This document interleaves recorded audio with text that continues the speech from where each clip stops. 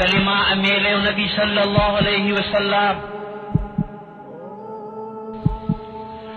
ورأيت امرأة تأكل جسدها والنار توقد من تحتها.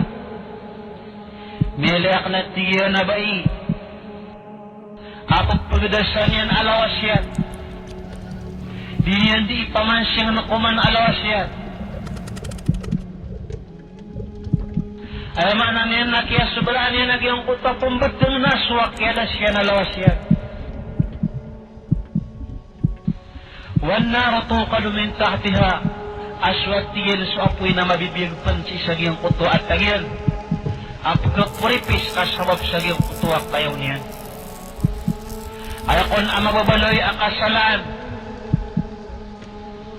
nagudus sa agyang kuto abaysi ko Allah subhanahu wa ta'ala fa innaha kanat tatazayyanu lirrijal wa taqtabu an-nas yuto ko na subai adin yan di ipangarig aginawan yan si ko mga dato. Di inditar sa mga inditar na mga ngarig. Na ipapangarig yan si ko mga dato. Bakit wataktabon nas. Lagu ay iplalakaw niya nagyang kuto kapag pamagantaan yan si ko mga tao. Mga luksami, mga pagaryami.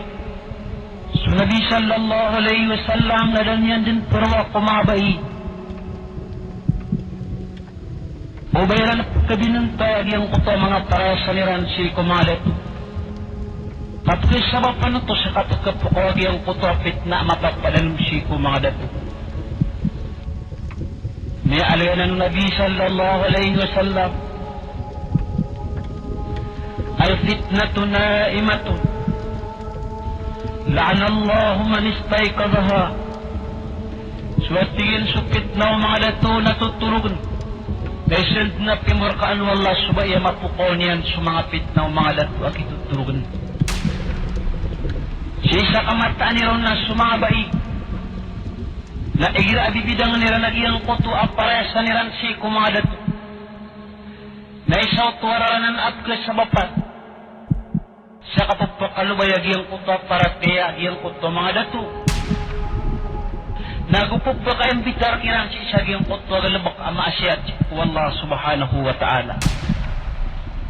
Taman sa Nabi sallallahu alaihi wasallam na danyan perwa kumabay. Iba igir ang malalakaw siya na basiran pagpakausar sa mga ikakamutan.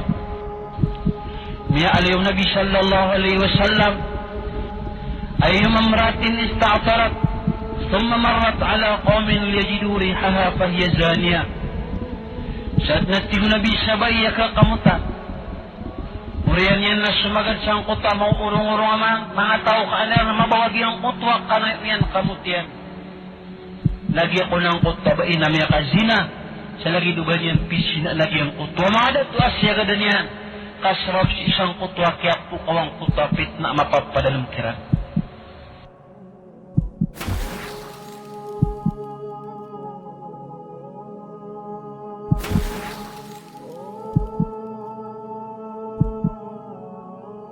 You